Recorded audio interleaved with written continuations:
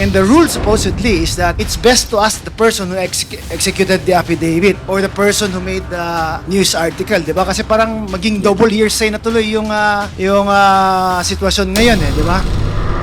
Kanina ko pa gusto ma-interrupt sana kasi most of your the information that you gave were actually available already in open sources, no, like newspaper clippings and the affidavits of persons. And the difficulty kasi in asking you questions about it is that because your statements are going to be based on either an article or the affidavit of another person. You could have given us more concrete siguro evidence po on what actually to support the allegations made by Las Cañas. In the spirit of fair play din sana, it would give the other persons who have been named in the affidavit and in the news articles also the opportunity to confront the persons who actually made the affidavit. Next to interpolate is Congressman Flores. Thank you, Mr. Chair.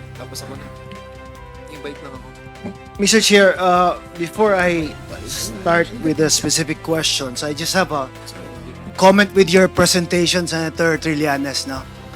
Because while you were making the presentation, kanina ko pa gusto ma-interrupt sana kasi most of your the information that you gave were actually available already in open sources, no, like newspaper clippings and the affidavits of persons. And in fact, it appears nga na parang you were just making a summary of everything that you found from newspaper articles to the affidavits of other resource persons. Tama po ba? Yes, Mr. Chairman. And the difficulty kasi in asking you questions about it is that because your statements are going to be based on either an article or the affidavit of another person. And the rule supposedly is that it's best to ask the person who executed the affidavit or the person who made the news article, 'di ba? Kasi parang maging double hearsay na tuloy yung sitwasyon ngayon di ba? Yes, Mr. And Chairman. I hope you understand why I'm saying this because in the spirit of fair play din sana, it would give the other persons who have been named in the affidavit and in the news articles also the opportunity to confront the persons who actually made the affidavit. Yes, Mr. Chairman. Sa nakita nyo po, no, since hindi naman po tayo nasa court of law, the way I presented everything, ito yung resulta ng investigation, no, when I was still in the Senate, and nagkalap kami ng intelligence information, yan, open sources, tapos insider information. Then that was very critical. Before namin nakausap si Las Cañas, all of us were susceptible in embracing or swallowing the false narrative of Duterte na talagang galit siya sa droga. And the way he delivers these things, very emphatic na talagang parang kapanipaniwala na galit talaga. But then, here's an insider guy who came up with all of this information. Talagang nag-iba yung paradigm. And ang difficulty namin at that time was how to communicate this new paradigm to the general public because at that time, talagang kontrolado nila yung buong communications apparatus and yun po ang difficulty. You're referring to Art Las Cañas? Yes, opo. Well, the issue I have with Art Las Cañas din kasi, kasi when he first appeared before the Senate ba yun? Yes. He was saying a different thing. In fact, he Yes. was defending then President Duterte. Mhm. It was only a few months after where he recanted Yeah. and made another statement about the involvement of then President Duterte about drugs. Opo. And every time kasi we present a witness na parang says something and then does another thing, Yeah. medyo kami din ang natatamaan dyan 'di ba? Kasi it's parang coming from a tainted source. That's why I hope you understand my sentiments po because I always want to protect also the integrity of this committee. That's why I'm bringing these issues up, no? Kasi while I was listening to you kanina, it's either Art Las Cañas, Asierto, or the other newspaper articles ang basis ng ano. I was really hoping that you could have given us more concrete siguro evidence po on what actually to support the allegations made by Las Cañas. Okay, I totally agree, no? Especially coming from lawyers, very strict yung discipline nila about witnesses recanting. But as ano po, no? As a non-lawyer, in my case, when I was still a cadet, I was the chairman of this honor committee. Talagang we do investigative work and we profile the subjects, demeanor. So, na-acquire ito.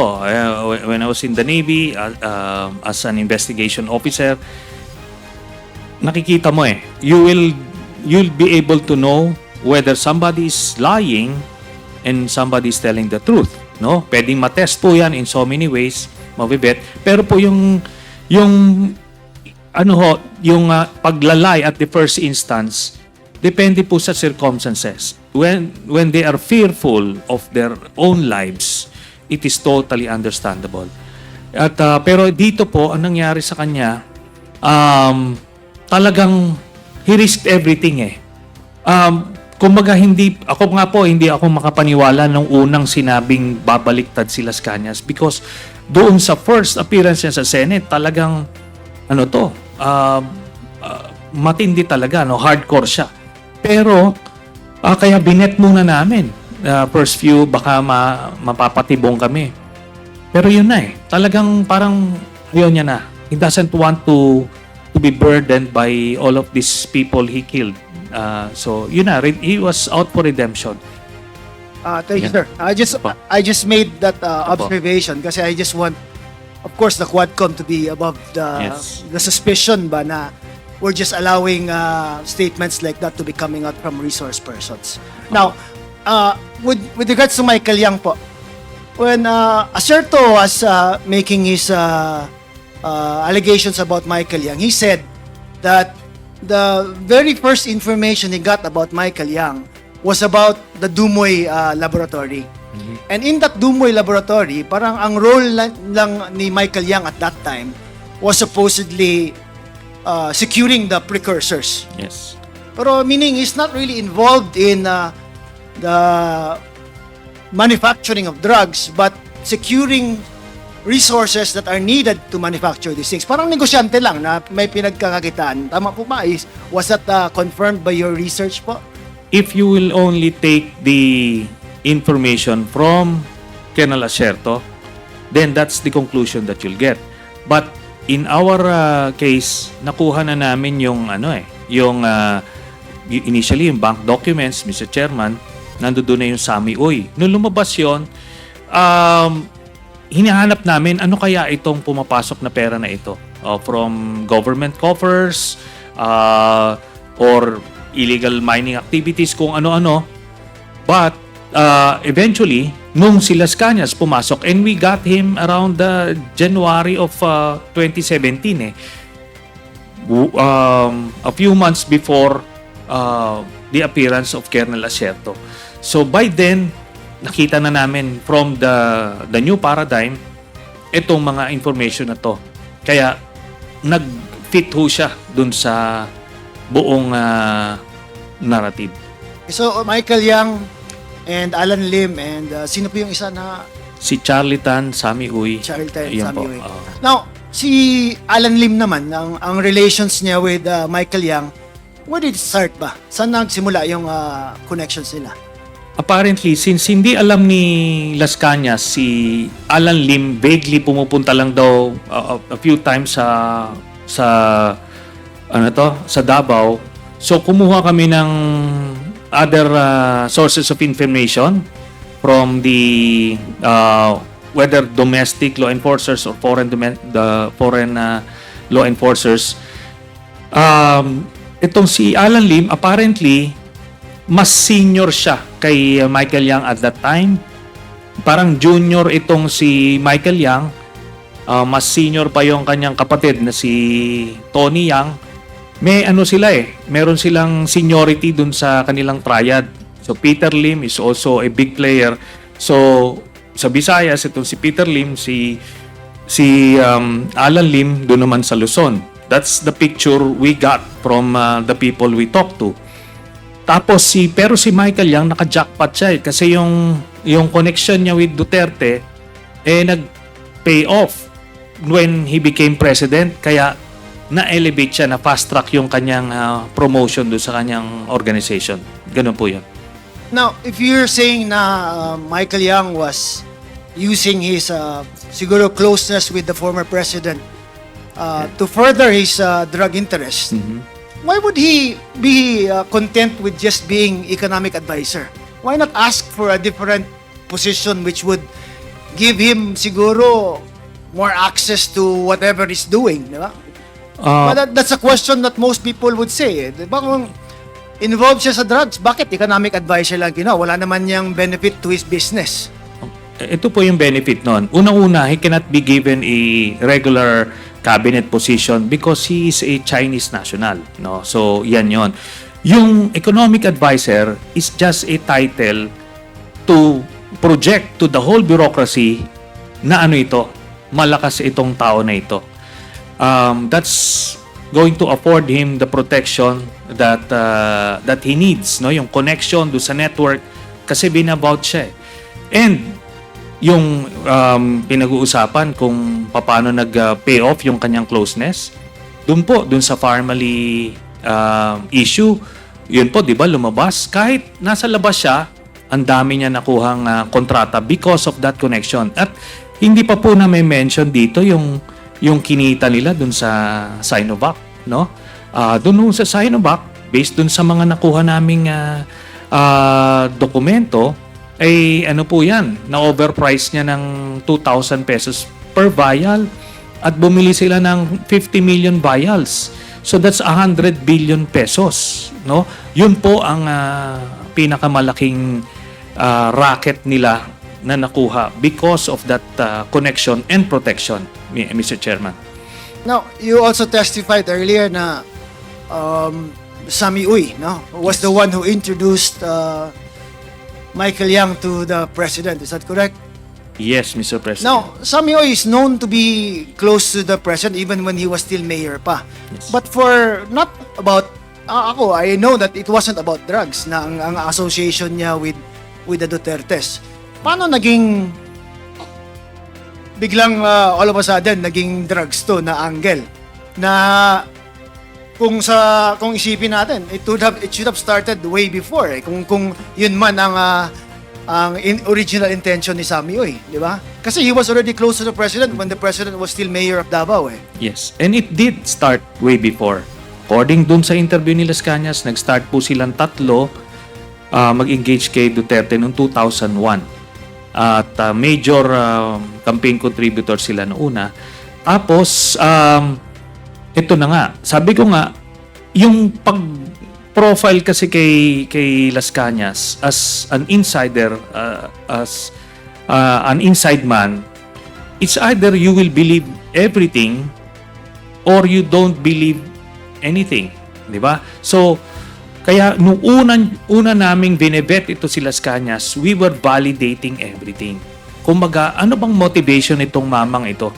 At I think if it's one skill set that we have is yun pong pag-vet, pagba-background check.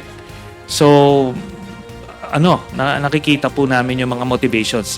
And sinabi po niya ako without you take out Las Cañas, pag nakita mo yung cover ni Sammy Uy, talagang maganda Maganda ho Kaso sinabi ni Las Cañas, and before that, nakuha po namin, Mr. Chairman, yung bank documents. Ando doon siya Bakit siya nagbibigay ng 40 to 50 million dun sa 5 members of the family every 6 months? Ano yun? Anong kalasing business po yan? Tapos marami pa pong eventually kung in an impeachment court, hypothetically, lalabas po yan. Kung kanino galing pumapasok po yan. At ang blunder po ni Duterte, ginawa ho niyang joint account sila ni Sara So, ano po ito? lumabas po doon. Pero you would agree with me, Senator, na there's nothing wrong naman in making political contributions to campaigns, di ba? I mean, a lot of businessmen do that, di ba? For as long as it is properly reported in your statements of contribution expenditures, okay lang yan, di ba? Okay lang po yan, Mr. Chairman, kung hindi mo alam. Kunyari ngayon, napag-uusapan na si Michael Yang as a drug lord. Would you accept a campaign contribution from Michael Yang? I don't think so. Siguro before, pag hindi mo pakilala, you'd be forgiven for that eh. Alam niyo naman po, tayong mga politiko, pag may lumapit o gusto kong tumulong sa campaign mo, hindi naman tayo magche-check sa narco list o kung ano-ano. Di ba ho? We take these gestures at face value na they just want to help us. So, ganun po yan. Okay, now, pwede na, kasi ito di ba? Asierto first came out with Michael Yang after 2016 na Yes. di ba? When Duterte was already president. Tama po ba? Yes, Mr. So, Chairman. I mean, if I was the president, I would still have accepted the donations prior to that kasi Yes. hindi pa lumulutang yung pangalan niya at that time, di ba? Yes, Mr. So Chairman. there was nothing wrong with it at There's that nothing time. wrong. There's no? nothing wrong. So as far as contributions are concerned, then probably there was a valid excuse for the president to accept it because at that time, supposedly, hindi pa lumalabas yung pangalan ni Michael Yang as someone who is linked to the drug trade. Tama po ba? I totally agree, Mr. Chairman. Kaya ko lang naman nilabas yung SOSE because dito lumabas yung pangalan na talagang close sila. So, at that particular moment, and I agree with you, Mr. Chairman, walang problema pa. But in hindsight, may problema na. Ibig sabihin nun, yung sinasabi nilang narco politician, yun na. Because Duterte knew about Sammy Uy's involvement in illegal drugs and siyang pumopondo. Yon, kinorroborate yun ni Mr. Las Cañas noong 2001, Mr. Chairman. Okay, now, would it also be possible, I'm just playing devil's advocate here, Senator, forgive me. Yes. Would it also be possible na, let's say, people close to the president vetted him and said he's okay? Meaning, the president did not have to go further from what the people surrounding him were saying. Example, like, cleared yan, okay yan, hindi yan associated with drugs. Pwede din po ba na he would rely on the word of those who are closest to him na hindi yan involved in drugs? Yun na nga po, no? Assuming the best of Duterte, probably that would be the case. Pero we have profiled the guy and in assuming the worst of him, minsan ini-exceed pa niya no? Pero ito po, yung kay sino to? Kay Sammy Uy and kay Michael Yang, in-inform na ni Colonel Asierto. Kumbaga, out of sense of duty, no? Sabihin na nating naive si Colonel Asierto because he believed yung narrative. Namigay talaga siya ng report hoping to precisely yung sinasabi nyo, Mr. Chairman, na ma-clear siya, yung baka hindi alam nung nagki-clear sa kanya na okay yan. Kaso baliktad yung reaction niya eh. Kung totoong he had nothing to do with Mr. Yang, ang gagawin niya nung nakita niya yon, first thing toxic yan, ilayo nyo yan sa akin. Or, kung talagang pinapapatay niya yung mga drug lords, dapat napatay na po yun. Yun po, Mr. Chairman. Now, earlier din, when AMLAC was here, AMLAC said that the documents did not come from them. Yes. Yung pinresent mong bank documents. But in earlier public pronouncements that were also made or also linked to you, you also said that it was AMLAC who gave you access to these documents. No, wala po akong sinabing ganon, Mr. Chairman, kasi that would be illegal. No, that would be illegal. So, ang sinabi ko po, merong nagbigay sa akin ng mga dokumento na yon at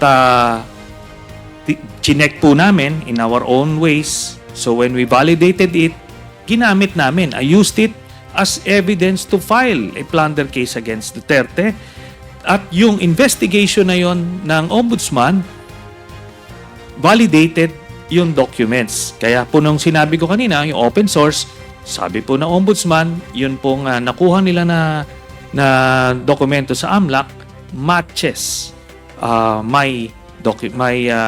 the contents of my document. Is this si Karandang ba yan? Yes, Mr. binabanggit Chairman. mo? Opo. And he was removed, is that correct? Yes, Mr. Chairman. But then he was removed for other reasons din, Senator Trillanes, di ba? Hindi po. Kasi the primary reason is iniimbestigahan niya si Duterte and they were gaining some headway dun sa investigation na yun, and Duterte needed to stop him from investigating, Mr. Chairman. Did we invite former Deputy Ombudsman Karandang to share? Hindi. But he was invited. Anyway, thank you, Senator Trillanes. DG Villanueva, I'll give you an opportunity because your name was mentioned earlier by the senator, di ba? Na you were supposedly, you had a big role actually in parang suppressing the information from coming out. Especially linking Michael Yang and other personalities po. What is your comment to that, sir? Thank you, Mr. Chair, for giving me the opportunity. Hearing what Mr. Las Cañas and Mr. Trillanes narratives, seemingly they were lousy storytellers. Una-una, sir. Mr. Chairman, I take exception dun sa sinasabi nito ni Mr. Villanueva kasi early on I was checked by the chairman for taunting, pero Okay. I submit. May we remind all the resource persons to refrain from saying, Sorry, Mr. Chair. offending words. Thank you so Sorry, much, Mr. everybody. Unang-una kasi, Mr. Chair, sabi ni yung mga previous statement ni Colonel Asierto, lumabas yung pangalan ni Michael Yang according to his informant noong 2016. Samantalang yung statement ni Las Cañas kanina nung pinapanood ko, seemingly agad alam niya si Michael Yang nung sa Dumoy. Dumoy pa lang, alam na niya na may Michael Yang. Now, Mr. Chair, for 3 months of our surveillance operation, isang team lang ang kay Colonel Asierto doon, lahat ng team sa PDEA 11. Walang anino si Las Cañas doon. And definitely, we have not involved anybody outside of the team of Colonel Asierto and my team because this was a delicate anti-drug operation. So definitely, paano malalaman ni Las Cañas na may Michael Yang hindi nga niya alam na may anti-drug operation sa clandestine laboratory. Pangalawa, sir, sabi ni Mr. Trillanes, the clandestine laboratory was operating under my nose. Ibig sabihin, nagmamanufacture na ang mga in-check ng shabu na hindi ko nalalaman. Maling-mali yun, Mr. Chair. For 3 months, nag-start sila ng actual manufacture December 26. Dahil tuwing gabi, Mr. Chair, nasisilip namin yung ginagawa nila. So, noong December 29, naglalatag na, nagpapatuyo na sila ng shabu eh. That is noong December 28. That is why on December 29, nag-apply na kami ng search warrant. Okay, let me cut you off there, General. Sandali lang. You said the surveillance nyo sila for 3 months. Tama Yes, ba? Mr. Chair. So bakit nyo surveillance for 3 months na 26 pa sila of December nag-start production? Mr. Chair, for 3 months, nagse-set up eh. Bumibili ng mga material, ng mga equipment, ise-set up ang equipment. Nung nakumpleto na lahat ang equipment and chemicals na ipasok na lahat sa Dumoy Laboratory, December 26, they start manufacturing. Kaya nga, sir, December 31 yung raid, di ba? Yes, Mr. Chair. So 3 months before that, it would be December, November, October. It started October 26, Mr. Chair. October, nag-start na kayo ng surveillance. Yes, Mr. Chair. Anong isa-surveil nyo kung hindi pa sila nagpuproduce ng drugs at that time? Again, Mr. Chair, nag-start kami ng surveillance December 26 dahil binigyan kami ng No, you said information. 3 months before. October 26, Yes, sir. dahil binigyan kami ng information ng USDEA na may paparating na Chinese chemist sa Davao City. Yun lang ang information, Mr. Chair. From the airport, nasundan namin hanggang dumating sila sa Arlene apartment. And from there, doon na kami nag-start ng follow kung saan pupunta itong mga to hanggang sa natumbok namin ang Dumoy Clandestine Laboratory. Okay, so the surveillance started because of an information given that a chemist was going to Davao. Yes, Mr. Not Chair. because they were already producing drugs at that time. No, Mr. Not Chair. because the laboratory was already set up at that time. Yes, Mr. But only because of the raw information that a chemist was there supposedly Exactly, to Mr. start a laboratory. Yes, Mr. That's why Chair. 3 months. Kasi minamatch ko lang di ba? Sa akin kasi, if you look at it, no, parang I hope you forgive me, Yes, Mr. Chair. 3 months before, anong i-surveillance mo kung wala pa nga yung laboratory? And anong i-surveillance mo kung hindi pa nga sila nagpuproduce ng droga na sinasabi natin? Yes. Diba? That's what led to the raid nga di ba? The production of these drugs. Yes, So, Mr. Chair. Okay, So, continue. dun sa 3 months na yun, sir, nakaka-follow kami dun sa Akdaw na warehouse at dun sa Bunawan na kung saan naandun yung naandun yung air scrubber na malaki, Mr. Chair. They just started manufacturing December 26. So, on the third day, nag-apply na kami ng search warrant dahil nagpapatuyo na sila ng shabu. So, we applied December 29. We implemented December 31. That is 5 days, Mr. Chair. So, maling-mali yung sabi ni Mr. Trillanes na they are already manufacturing under my nose. They are setting up the laboratory na ando na po kami. Okay, so sige. Mr. Chairman, Senator Trillanes, just let me finish my questioning with DG Villanueva. So, sir, klaruhin natin, categorical lang na questions and then a short answer also. So, hindi totoo na siguro kinover up mo ang some information to protect some of the personalities mentioned by Senator Trillanes. Like, ano It's not true na you protected or siguro kept information that would link Michael Yang. Wala pong Michael Yang sa laboratory, Mr. Chair. You did not keep information that would keep information about Sami Uy being involved in drugs. Hindi ko kilala yon, Mr. Chair. Hindi mo kilala si Sami Hindi Uy? ko kilala si Sami Uy. In Davao? Yes, sir. Oh, he's pretty popular in Davao, Sa drugs ako nasa nakatutok, drugs. Mr. Chair. Okay, but as a Hindi ko businessman, kilala, hindi mo Mr. kilala Chair. Sami Uy. Okay. Hindi mo kinontrol yung information as far as sino pa yung Charlie Tan is concerned. Nababalitaan ko si Charlie Tan na siya yung may-ari ng ET. KTV, yeah. Yun lang, Mr. Chair. But nothing that relates to the drugs. Nothing. Okay. So, again, Senator Trillanes, go ahead, sir. well, una-una, yung nire-refer natin, Mr. Chairman, about all of these things operating under his nose, yung Green Heights Subdivision. Tapos yung sinasabi ni Las Cañas, wala naman siyang sinabing part siya nung team nila, no? If only nakikinig siya doon sa interview, sinasabi niya, nandito siya sa side nila Duterte, dito siya, close in siya dito, nakita niya yung laro at galaw nila Sami Uy, Charlie Tan at Michael Yang.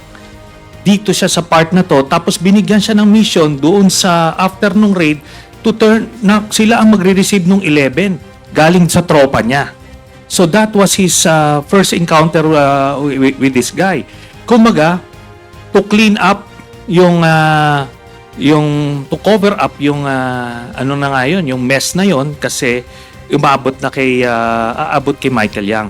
So doon siya, wala siya doon sa operating unit kasi part niya siya nung sindikato, Double Death Squad ni Mr. Duterte. And ito yan, Mr. Chairman. This guy, Ang tagal niya sa Davao, PIDEA. Eventually, naging Director General siya ng PIDEA. Tanungin siya kung sino yung mga drug lord nung mga malalaking shipment. I doubt kung sasabihin niya kung sino. Ito lang yung sa mga pulis, yung 990 kilos na shabu. Tanungin siya kung sino ang mastermind nun. Wala ka makukuha ang sagot. It's either incompetence or kasabwat. And I, because of the testimony of Las Cañas, kasabwat, Mr. Chairman. Ganun lang po yun. Thank you, Senator Trillanes. Now, you also mentioned, Senator Trillanes, in your testimony, you mentioned Councilor Small Abiliera kanina no, na siya yung sabi mong bagman. Yes. The thing an issue that I have with this is, parang, walang links naman bigla na lang sinasabi na just because there are photos of them together, then ma-assume ba na, come to a conclusion that he is involved. Yan po, yung conclusion po na yan, Mr. Chairman, was born out of the investigation po dun sa Senado. That ito pong si Mr. Mark Taguba and other brokers kailangan magbigay ng enrollment fee kay Pulong at Manscarpio para maging accredited brokers sila nung pagpasok nila ng mga kontrabado, Mr. Chairman. At ang middleman na nagre-represent kay Mr. Pulong Duterte is si Mr. Small Abiliera. So, lahat po itong mga information na to, yung pera na binibigay sa kanya, lahat, galing po yan dun sa investigation po namin sa Senado, Mr. Chairman. Before I ask Councilor Abiliera, but isn't it also a fact that the witness that you're referring to, Mark Taguba, also recanted the testimony that he gave? Hindi ba siya nag-recant? Wala pong recantation. Walang recantation? Opo. So, he's sticking to the allegations that he made of the involvement of some of the members of the presidential family in the previous administration? Yes, Mr. Chairman. As represented by Mr. Small Abiliera. Okay. Mr. Chair, if I could just ask a few questions to Small Abiliera, sir. Okay, go ahead. Mr. Small Abiliera, sir. Question lang, diretso na po ang tanong at saka I hope you give me a straight answer din, no? Kasi kanina nabanggit ni Senator Trillanes that you were acting as a bagman. Is that true or not? It is not. So you categorically deny that you are acting for in behalf of somebody else as a bagman. Tama po? Mr. President, binanggit lang naman niya ako dahil close kami at that time ni Pulong Duterte. Totoo naman yun, inamin ko yun, alam niya sa Senate. Nagkaharap kami sa Senate niyan. Sinabi ko na yun, sinigot ko na yun siya niyan. Kaya nga hanggang ngayon, wala silang mano sa akin eh. So you were saying that it's at that time, no? Close kayo at that time. Ngayon, hindi na kayo close. Mr. President, it is a known fact in Davao na kalaban ako ni Congressman Pulong Duterte. And would you care to explain bakit kalaban ka na ngayon na dati close kayo? Actually, hindi ko rin alam, Mr. President, kung bakit eh. Pareho lang din yan, hindi ko alam kung bakit. Bakit ako ginadamay ni former Senator Trillanes, in which hindi ko naman dininay sa kanya, sa Senate, na nagkita nga kami ni Mark Taguba.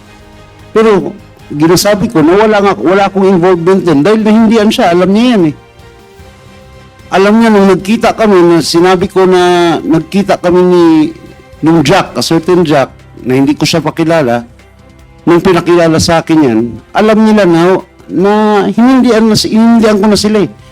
Kaya hanggang ngayon, wala silang madikit sa akin. So, pero ito yung allegations na close kayo and you're acting as the front of members of the former administration's family, di ba? And you're categorically denying it. And now you're also saying na ngayon, hindi na kayo close kasi all of a sudden, you just stop being friends but you also don't know the reason why. Tama po ba? Hindi ko alam, Mr. President. Kaya sinasabi ko nga ulitin ko man, even nung nag-aaral pa si Congressman Pulong at saka ako, nag-aabot kami sa school, magkaibigan na kami. Nagkataon lang siguro na pareho kaming politiko at siyempre, natural lang. Nung vice mayor ko siya, konsehal niya ako. Kaya, actually, Mr. President, kung pagbigyan niyo lang, lahat ng pictures na gina-present dyan ni ni Senator Trillanes, is mga affairs yun sa city. It's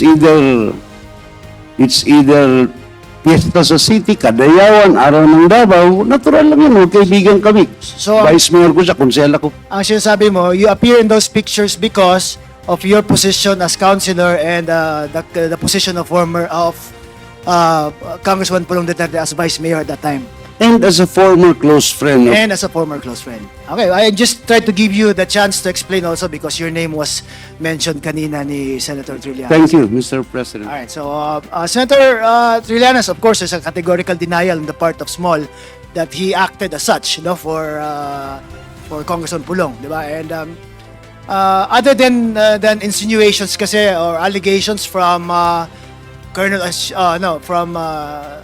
Las Cañas, do you have anything that would show remotely man lang that he actually acted as such?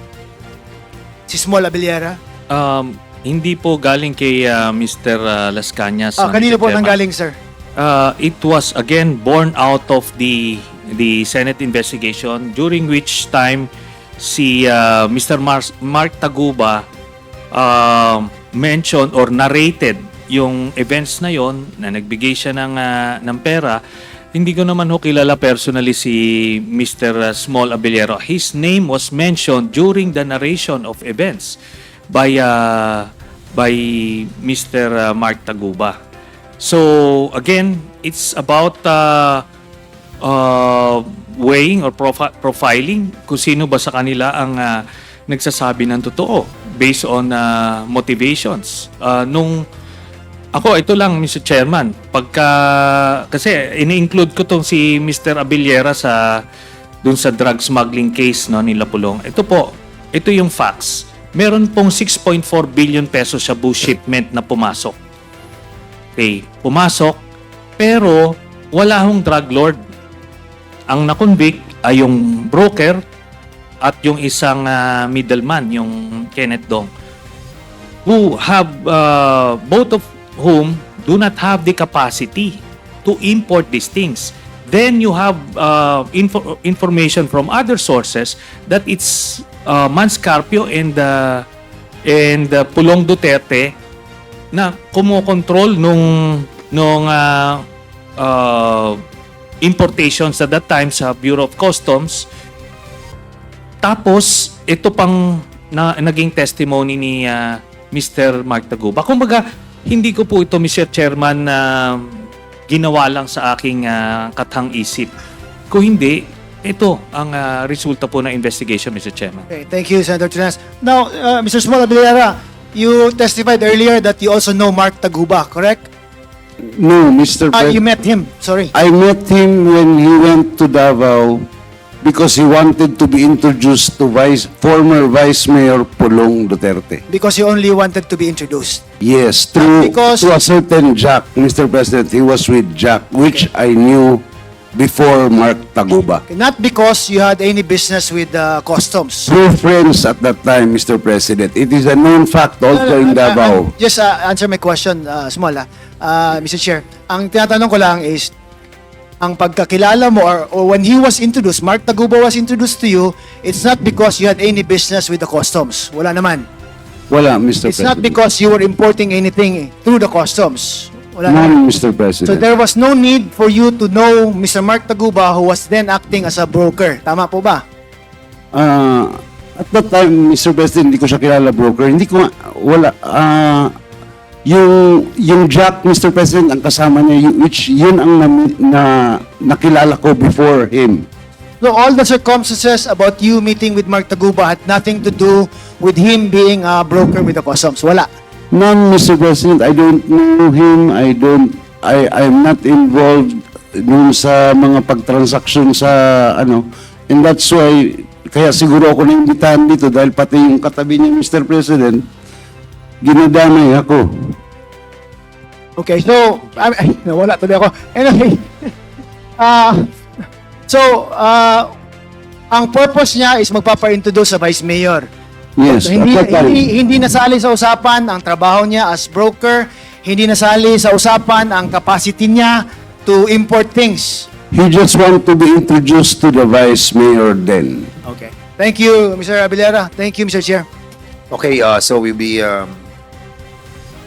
recognizing the next interpellator. But before we proceed, the chair would like to present something kasi meron pong lumabas sa media about dun sa quad media. Siguro ilabas lang muna natin para at least we'll be inviting this person. Kasi po ay sinasabi dito that itong si certain Richard Lim, the Pogo Lord, siya po yung Pogo King, the Pogo King Quadcom won't touch. Siguro pakita lang muna natin to sa ayan. So lumabas po sa Quad Media na bakit daw hindi natin iniimbitahan tong taong to samantalang ito daw po yung King of Pogo. Mr. Chairman, hindi ko kilala tong taong to. I don't know sa ating pong mga kasamahan, but I think because of this, we will be inviting over this certain Richard Lim na siguro alam to ng AOK, no? But I think we have an address in here. So this certain Richard Lim must be invited in the next Quadcom hearing. So yun lang ang gusto kong iparating sa members of this Quadcom hearing. So the next interpellator will be Kong Suwan. You are the next to interpellate. So Kong Suwan, you are now recognized. Thank you, Mr. Chair. So I have a few questions for former Senator Trillanes. And this is to piggyback on some things that Congressman John Flores said earlier. So Senator, you mentioned a certain Sami Uy from Davao. How do you know him? I don't know him personally, Mr. Chairman. I only got to receive information about him through Mr. Las Cañas and other open sources, Mr. Chairman. So you don't know him personally, only from Mr. Las Cañas. Yes, Mr. Chairman. Okay. Because I've also heard about him, and he's supposed to be the brother-in-law of someone from Cagayan de Oro City, if it's the same person. And you also mentioned earlier that he's part of this triumvirate of drug lords, including Charlie Tan and Michael Yang. Yes, And- Mr. Chairman. And then you said that there is this new paradigm that you kept mentioning. Would you care to explain this new paradigm in relation to this triumvirate? No, only in relation to Mr. Sami Uy, Mr. Chairman. Because Okay. when we got the bank documents or the documents which contain the bank accounts and bank transactions, we already flagged the name Sami Uy because he was giving manager's checks to members of the Duterte family. But back then, we were working on the assumption that Duterte was not involved in illegal drugs back in 2016. So we were looking for other possible sources of these funds. So we Excuse found- me, sir. yes, Mr. Chairman. These funds which you saw supposedly from the bank accounts of the former president. Yes, Mr. So back in 2016, you already had information that there were amounts of money that were being deposited in the former president's accounts. Yes, when I got those documents during the latter part of the campaign in 2016, and when we analyzed it and we studied it, so the name of Mr. Sami Uy kept on coming out.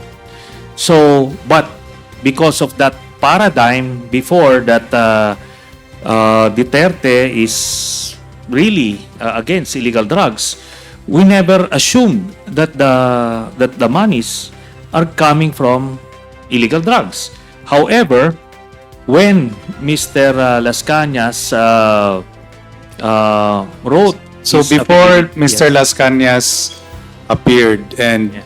made those damaging allegations, Yes. you thought that they were just campaign funds. No, Mr. Chairman, because the dates do not match campaign periods. Every 6 months from 2011 to 2013, and the other members of the family. So it won't match because even the non-candidates were receiving money as well, Mr. Chairman. But we were looking for possible sources of these funds. So we were assuming probably illegal gambling, illegal mining, and other illegal sources, because no business can possibly justify that large amount of money as dividend every 6 months, Mr. Chairman. But I think he was a known businessman in Davao at the time. Yes, Mr. Chairman. But the amounts, based on our research, none of his declared businesses could possibly yield that large amount of money during those periods, Mr. Chairman. Do you have any idea what his businesses were? Meron po kami nakitang declared ito na partner sila ni Duterte, isang Honda dealership, I think in Jensan. Then there is this yung cockpit arena. Tapos meron din daw masyaw or some illegal gambling thing. So part So of you're saying that these businesses are not enough to generate more than 130 million in a span of 3 years, yes, which were supposedly given to the family of the former president. in a span of 2 years, Mr. 2 years. Chairman. Yes. And then that was only the transactions. Those were only the transactions with money, with paper trail, using the manager's checks. But then the deposits or the credits continued thereafter. The same pattern. Every 6 months, certain monies were coming in the accounts of Mr. Duterte and Sara Duterte. So, the pattern was established. So, we were inclined to believe that the money that came after the checks were still from Mr. Sammy Uy. Okay. Mr. Chair, meron po bang taga-AMLAC dito? Is anyone from AMLAC still here? Your Honor, I think they have already left. Earlier, they were here. Because I think, just like what Congressman John said earlier, that it would be imperative to actually verify these allegations from former Senator Trillanes regarding the bank accounts, sir. Yes, Mr. Chairman. And there are two ways at least that we can think of. Initially, yung waiver po, yun ang pinakamabilis. Since 2016, I've been challenging Duterte about it, pero he's been squirming, and every time, tapos pag nako-corner, he will divert the issue, he will create a scene. So that's, kumaga, we can rule that out. Hindi pipirma ng waiver po ito. Then the other way na napasok po sa exemption sa Bank Secrecy Act is yung impeachment. So sa impeachment po, lalabas po ito. At makikita po natin yung laman loob nitong mga bank accounts po na ito. Okay. You will forgive me if I am skeptical because, especially since we don't actually have the documents to base our or your allegations on. So- I understand, Mr. Chairman. Also, are there, based on your information that you gathered from your sources, are there other people supposedly still, are there other people receiving money from Mr. Sammy Uy outside of the family of the former president, if that is the case? Wala po kaming nakuhang information about that, Mr. Chairman. Mr. Chair, I think we also need to check with the SEC or the DTI or the BIR regarding the businesses of Mr. Sami Uy, so that we can verify the allegations of former Senator Trillanes. Mr. Chairman, we might as well include the properties of Mr. Sami Uy. At we also got information that siya rin yung mga nagtatago ng mga ibang properties ni Mr. Duterte. Yes, we will leave that to the COMSEC and the chairman to decide. And so, former Senator, I think it was you who showed the video regarding Senator Bato saying that Peter Lim is one of the biggest drug lords here in the country. Was it you who showed it earlier? Yes, Mr. Chairman. Who is Peter Lim? Well, the first time I heard his name was when he was being identified as one of the drug lords linked to Mr. Kerwin Espinosa.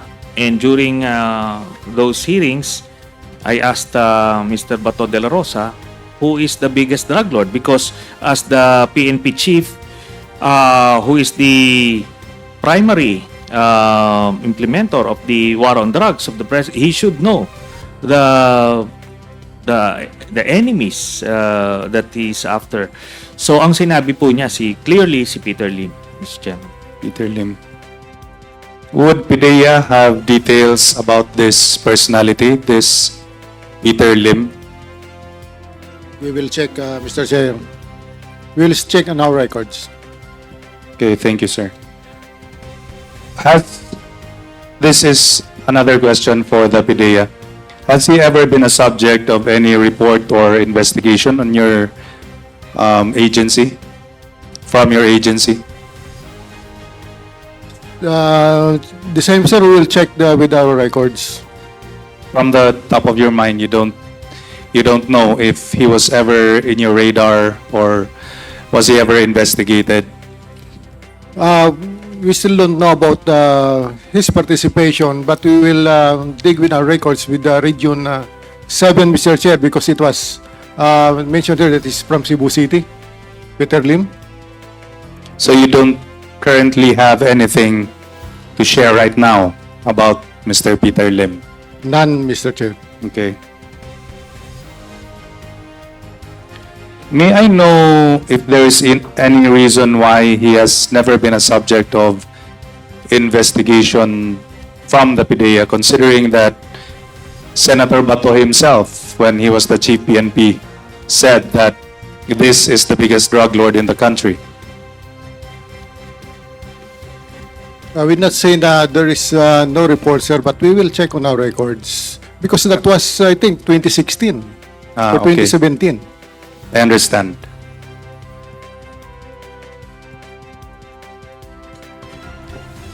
Do you know anything about his visit to PIDEA Region 11 in Davao City when he met with former President Duterte during that time? Do you know anything about that meeting? We are looking who is the Region 11 regional director at that time, Mr. Chair. That was also 2016 or 2017. I think We are that checking was with our records who is that regional director. You said the Director Albani, which is not now in PIDEA. So, but you can confirm that this meeting happened in July of 2016. Not yet, Mr. Chair. We are still investigating on that. Okay. May I ask the NBI? Sir, was there ever any case regarding Peter Lim in 2018 related to drug trading and conspiracy? Mr. Chair, Your Honors, I remember we subjected Mr. Peter Lim this humble representation, Attorney Galicia and another agent Otik, sometime in 2017, 18, thereabouts. Okay. And we finished, and when he came out of the NBI, we were met by media representatives.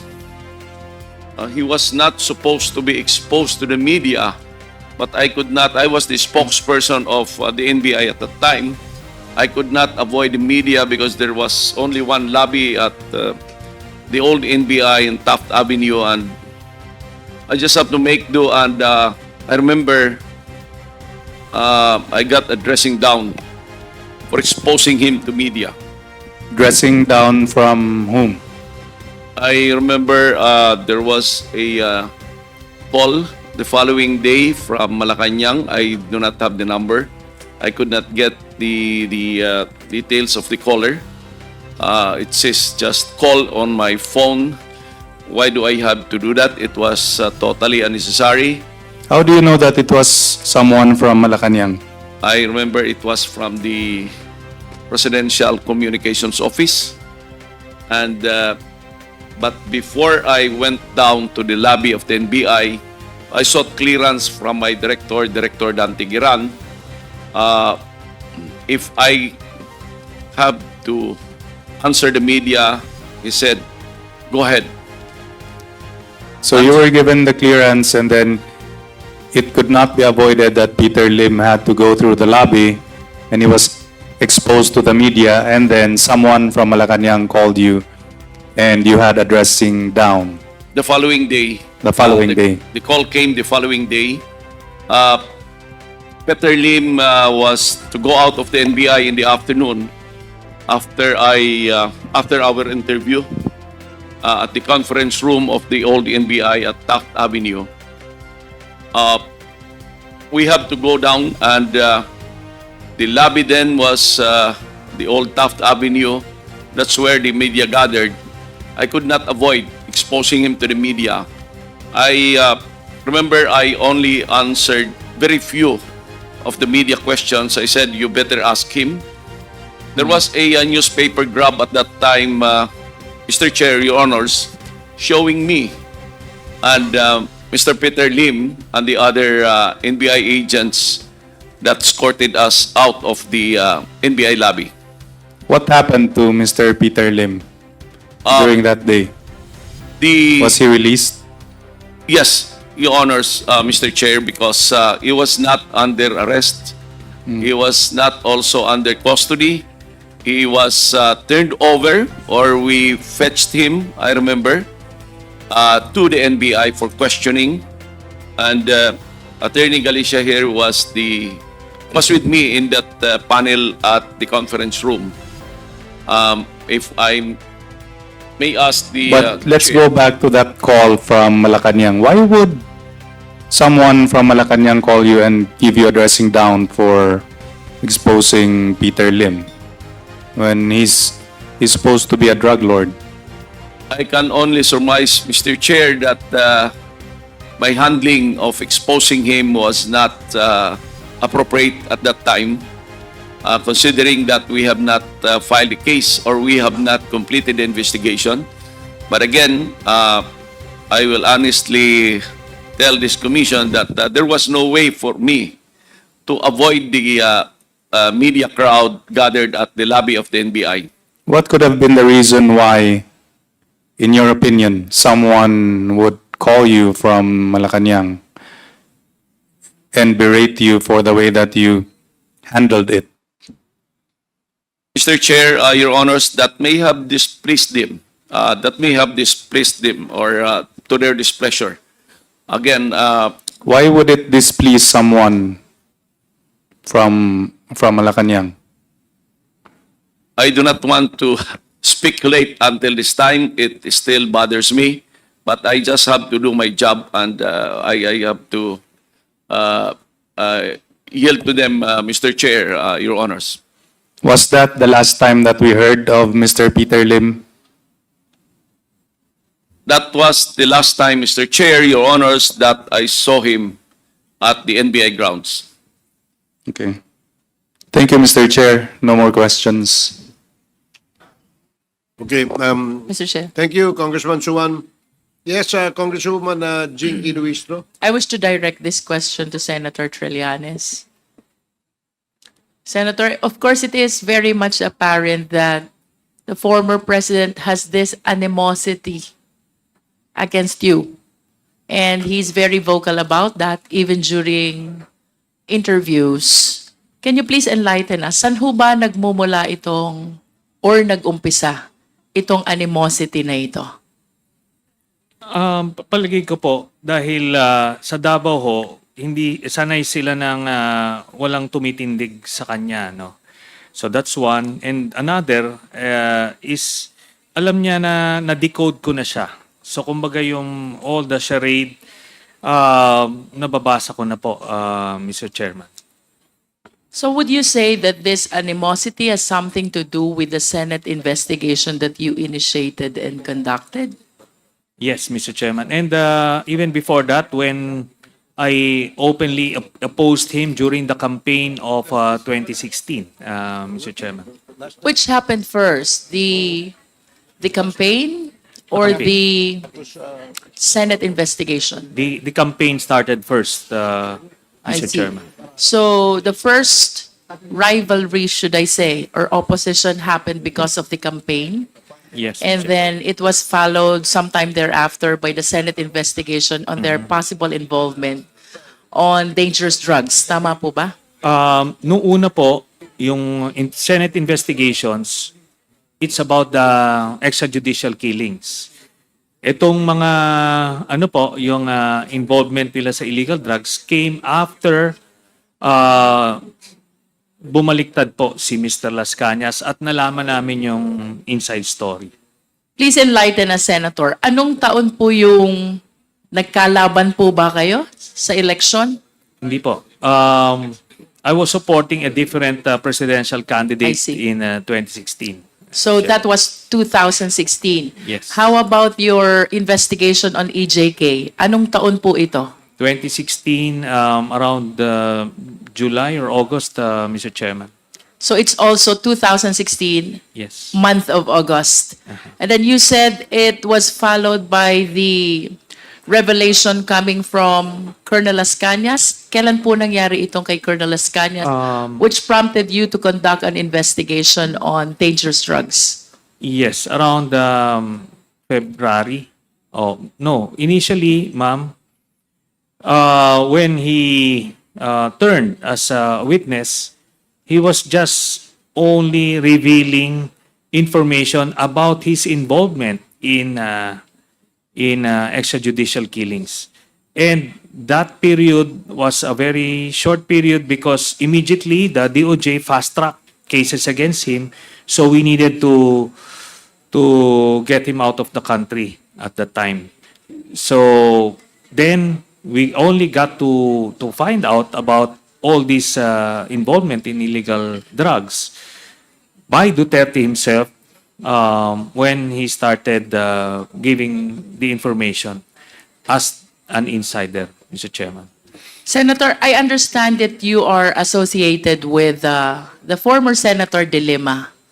What is your appreciation about the seeming similar animosity of the former president against Senator De Lima?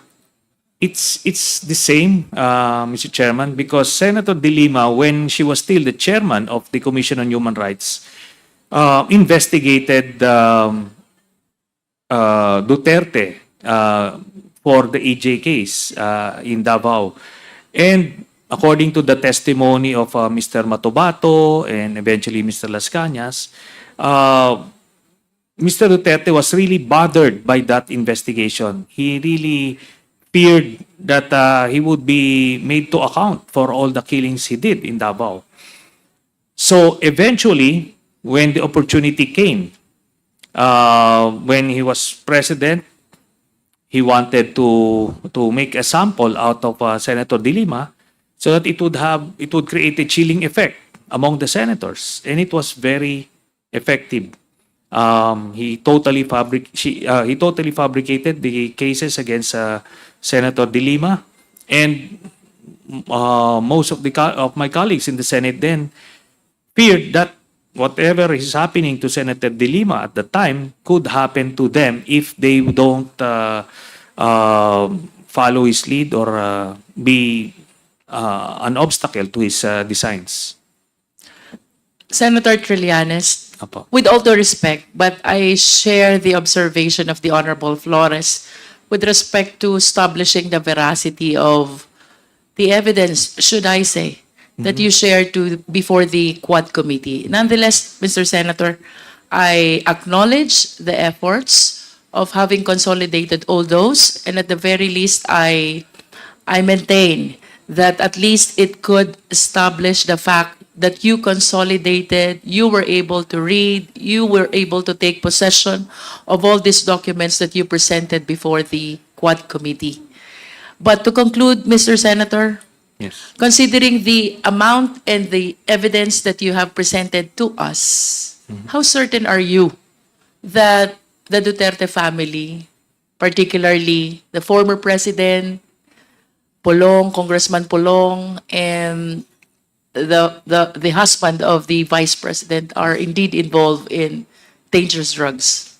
I'm 100% sure, Mr. Chairman. These were corroborated by other sources of information. And during our research, we were able to establish the background or the involvement of Mr. Pulong Duterte in smuggling cases independent of the testimony or information coming from Mr. Las Cañas. This is from the NBI and the Presidential Anti-Smuggling Group. And Mr. Las Cañas, again, as a witness, he was already, he went through the very rigorous process of being accepted as an ICC witness.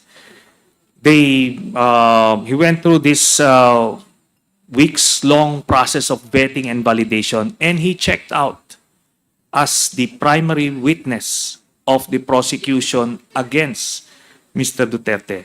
So, if these professional investigators and lawyers were able to check him out, then I would have to follow suit.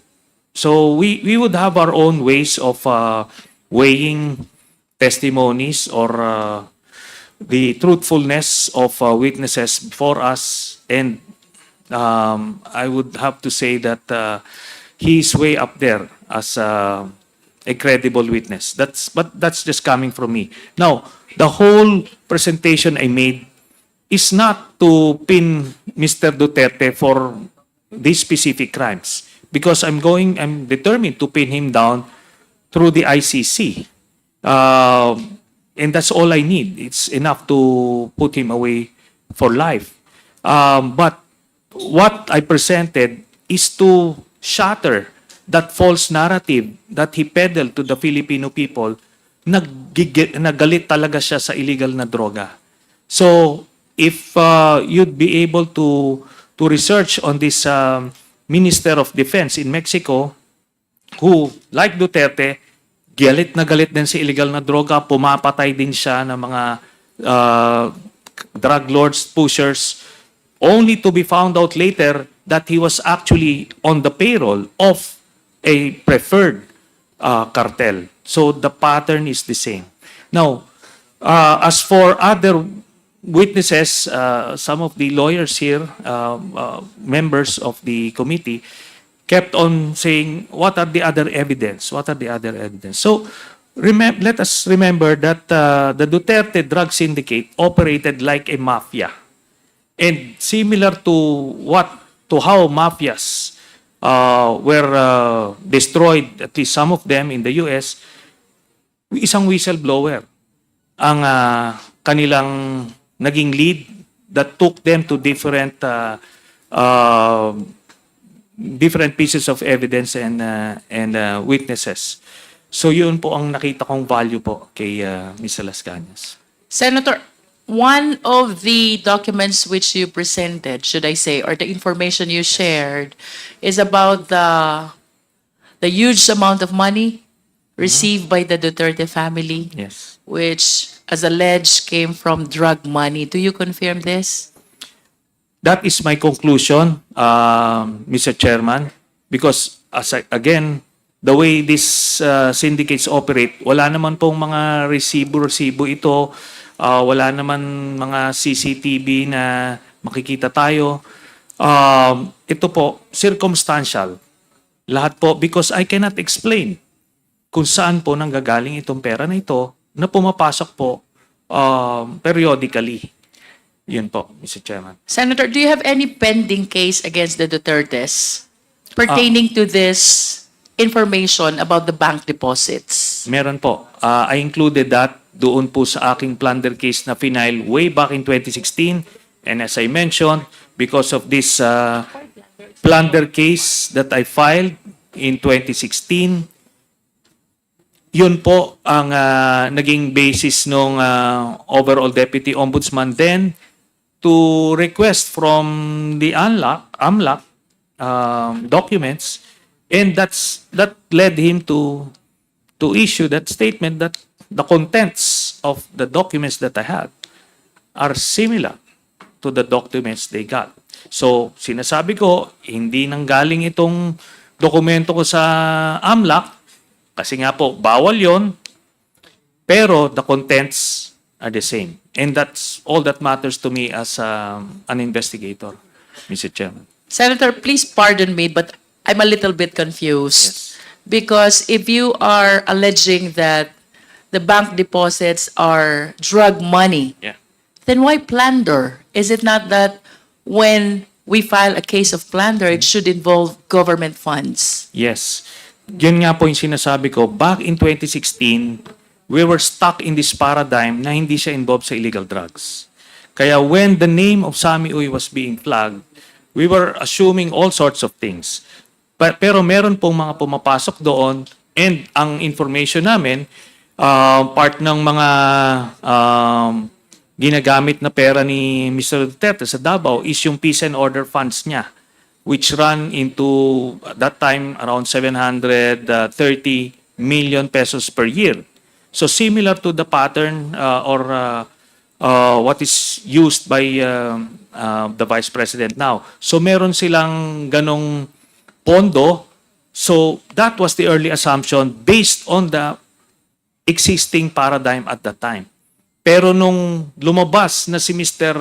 Sami Uy ay involved pala sa illegal drugs as mentioned by Mr. Las Cañas, then it shifted. We revisited the bank accounts and concluded that these are drug money. To clarify, Senator, Yes.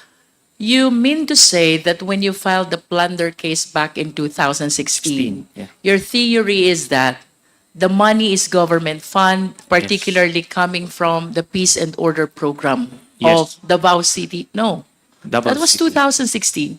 No. Davao City Davao LGU. City. Yes, LGU. And then along the way, here comes Las Cañas. Tama po ba? Yes, Mr. Chairman. Which gave you this conclusion that this is drug money. Yes, Mr. Chairman. And this case is pending with the Ombudsman. Yes. Did you file any supplemental affidavit to correct this theory of your plunder case? But by then, we only had the witness testimony of Mr. Las Cañas, who was already out of the country and cannot be used as supplemental evidence. But we still attached other pieces of evidence like the COA audit reports, which flagged the ghost employees of Mr. Duterte at the time.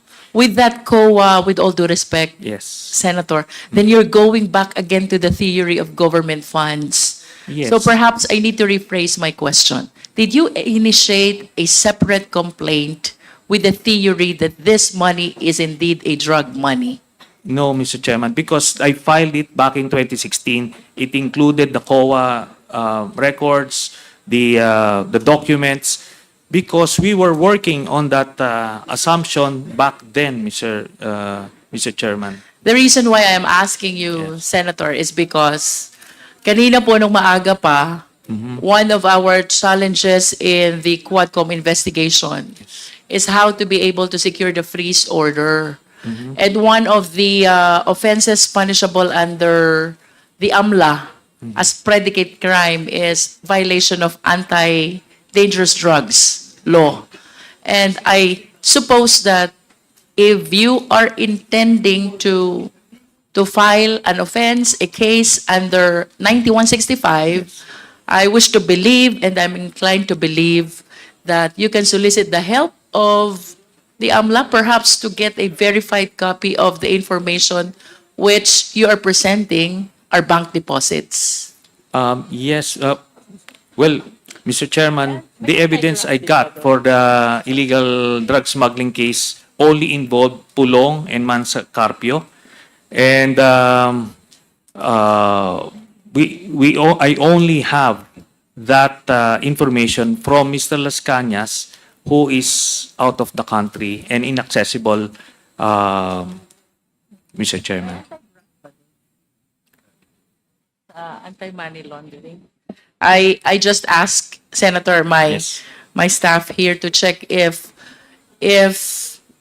Anti-Graft and Corrupt Practices Act is included among those offenses considered as predicate crime of violation of AMLA. So, having said so, they were able to verify that it is among the enumeration. So, I Yes. believe that this is one possible ground for you to be able to secure a freeze order if you believe that this will help your cause against the Duterte family. Yes, Mr. Chairman. We're looking forward to the appointment of a new ombudsman so that we can pursue the 3 plunder cases that I filed against Duterte, Mr. Chairman. And unfortunately, when when the overall Deputy Ombudsman Karandang requested AMLAC precisely because it's included, the newly designated AMLAC Executive Director, who is a lackey of Mr. Duterte, stonewalled the Ombudsman. Actually, a more combative Ombudsman should have subpoenaed the AMLAC investigation report, but unfortunately they folded, Mr. Chairman. Thank you, Senator Trillanes.